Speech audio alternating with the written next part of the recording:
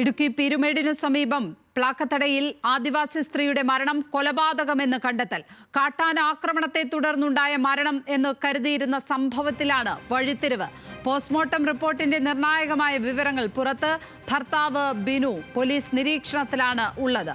Alvin Thomas ചേരുന്നു വിവരങ്ങളുമായി. Alvin, ഈ കേസിൽ ഒരു യു ടേൺ തന്നെയാണ് ഉണ്ടായിരിക്കുന്നത്. നമ്മൾ വിചാരിച്ചിരുന്നത് കാട്ടാന ആക്രമണത്തിൽ സ്ത്രീ മരിച്ചു എന്നതാണ്. എപ്പോഴാണ് ഇതിൽ കൊലപാതകത്തിന്റെ സൂചനകൾ പോലീസിന് കിട്ടിത്തുടങ്ങിയത്? എന്തൊക്കെയാണ് വിവരങ്ങൾ?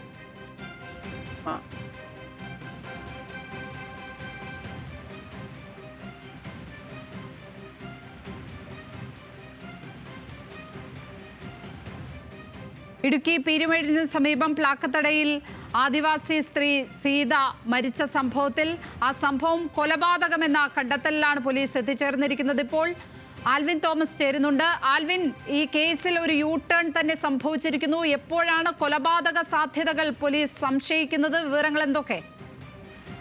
വലിയ ഒരു വഴിത്തിരിവ് എന്ന് തന്നെ വേണം നമുക്ക് ഈ കേസിൽ പറയാൻ. കാര്യം ഇന്നലെ ഉച്ചയ്ക്ക് ശേഷമാണ് ഇങ്ങനെ ഒരു സംഭവം പുറം ലോകം അറിയുന്നത്. ഇടുക്കി പീരുമേടിന് സമീപം പ്ലാക്കത്തടുത്ത് തോട്ടപ്പുരയ്ക്ക് സമീപത്ത് ഒരു ആദിവാസി സ്ത്രീ സീത എന്ന ആദിവാസി സ്ത്രീ കാട്ടാന ആക്രമണത്തിൽ കൊല്ലപ്പെട്ടു എന്നുള്ളത് ഭർത്താവ് ബിനു തന്നെയാണ് പുറം ലോകത്തെ അറിയിക്കുന്നത്, വനംവകുപ്പിനെ അറിയിക്കുകയും ചെയ്യുന്നത്. അതിനുശേഷമാണ് വനംവകുപ്പ് ഉദ്യോഗസ്ഥർ അവിടെ എത്തുന്നത്. ഈ സംഭവം നടക്കുമ്പോൾ ഈ ബിനുവും ഈ സീതയും മാത്രമാണ് സംഭവ സ്ഥലത്തുണ്ടായിരുന്നത്. വനംവകുപ്പ് ഉദ്യോഗസ്ഥർ അവിടെ വന്ന് പരിശോധന RRT സംഘം ഉൾപ്പെടെ നടത്തിയാണ് ആദ്യഘട്ടത്തിൽ വനംവകുപ്പിനും അത് കാട്ടാന ആക്രമണമാണ് എന്ന തരത്തിൽ ഒരു നിഗമനത്തിലേക്ക് എത്തിയിരുന്നത്. പക്ഷേ ഇന്നലെ വീണ്ടും പോസ്റ്റ്മോർട്ടം നടപടികൾക്ക് അല്ലെങ്കിൽ ഇൻക്വസ്റ്റ് നടപടികളിലേക്ക് പോകുമ്പോൾ പോലീസിന് വനംവകുപ്പ് ഒരു സംശയം പ്രകടിപ്പിച്ചിരുന്നു. പോലീസിനും ഇത്തരത്തിൽ സംശയമുണ്ടായി. കാര്യം ഈ ബിനു എന്നയാൾ ആശുപത്രിയിൽ ചികിത്സയിലായിരുന്നു. ഈ ആന ബിനുവിനെ ആക്രമിച്ചു എന്ന് ബിനു പറഞ്ഞിരുന്നു. അങ്ങനെ ചികിത്സയിലേക്ക് കൊണ്ടുവരികയും പിന്നീട് ചികിത്സയ്ക്ക് എത്തിച്ചപ്പോൾ ബിനുവിന് കാര്യമായ കാട്ടാനെ ആക്രമിച്ചപ്പോൾ ഉണ്ടാകേണ്ട പരിക്കുകളൊന്നും ഉണ്ടായിട്ടില്ല എന്നുള്ളത് വ്യക്തമാവുകയും ചെയ്തിരുന്നു. അതേ തുടർന്നാണ് ബിനുവിനെ നിരീക്ഷണത്തിൽ വെച്ചത്. പക്ഷേ ഈ പോസ്റ്റ്മോർട്ടം നടപടികളിലേക്ക് കാര്യങ്ങൾ എത്തിയപ്പോഴാണ് കൂടുതൽ വ്യക്തത വരുന്നത്. ഇപ്പോൾ പോസ്റ്റ്മോർട്ടം നടപടികൾ ഇന്ന് ഉച്ചയോടുകൂടിയാണ് പൂർത്തിയായത്. ഈ മരണം കാട്ടാന ആക്രമണത്തിൽ ഉണ്ടായ മരണമല്ല എന്നുള്ളതാണ് ഈ മൃതശരീരത്തിലുള്ള പരിക്കുകൾ സൂചിപ്പിക്കുന്നത്. മുഖത്തിലും കഴുത്തിലും മൽപ്പിടുത്തത്തിന്റെ പാടുകൾ ഉണ്ട്. തലയുടെ ഇടതുഭാഗത്ത് പിടിച്ച് വലതുഭാഗം പലതവണ പരിക്കൻ പ്രതലത്തിൽ ഇടിപ്പിച്ചതായുള്ള കണ്ടെത്തൽ പോസ്റ്റ്മോർട്ടത്തിലുണ്ട്. തലയുടെ ഇടതുവശത്തും ക്ഷതമേറ്റിട്ടുണ്ട്. മരത്തിൽ ഇടിപ്പിച്ചതാകാനാണ് സാധ്യത എന്ന തരത്തിലാണ് ഇപ്പോൾ പറയുന്നത്. ഈ പോസ്റ്റ്മോർട്ടം നടപടി അല്ലെങ്കിൽ പോസ്റ്റ്മോർട്ടം റിപ്പോർട്ടിന്റെ പ്രാഥമിക നിഗമനം വരുന്നത് ആക്രമണം മുമ്പിൽ നിന്നാണ്, സീതയുടെ മുൻപിൽ നിന്നാണ് നടത്തിയിട്ടുള്ളത്.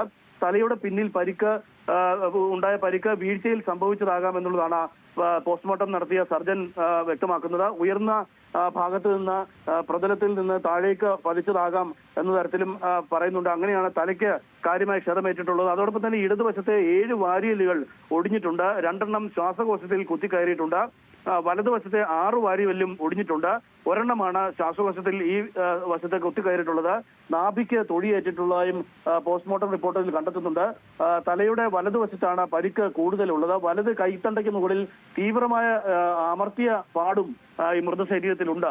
ഈ ആദിവാസി സ്ത്രീയായ സീതയുടെ ഈ മൃതദേഹം പോസ്റ്റ്മോർട്ടം നടത്തിയ സർജന് ലഭിച്ചിരിക്കുന്ന അല്ലെങ്കിൽ ഈ പോസ്റ്റ്മോർട്ടത്തിന്റെ ശേഷം കണ്ടെത്തിയിട്ടുള്ള കണ്ടെത്തലുകളാണിത്. ഇത് ഒരിക്കലും സ്വാഭാവികമായും ഇത് കാട്ടാനയുടെ ആക്രമണത്തിൽ ഉണ്ടായ മരണമല്ല എന്നുള്ളതാണ് കണ്ടെത്തൽ.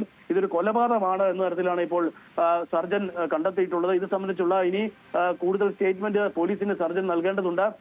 ഇപ്പോൾ ബിനുവിനെ പോലീസ് നിരീക്ഷിക്കുകയാണ്.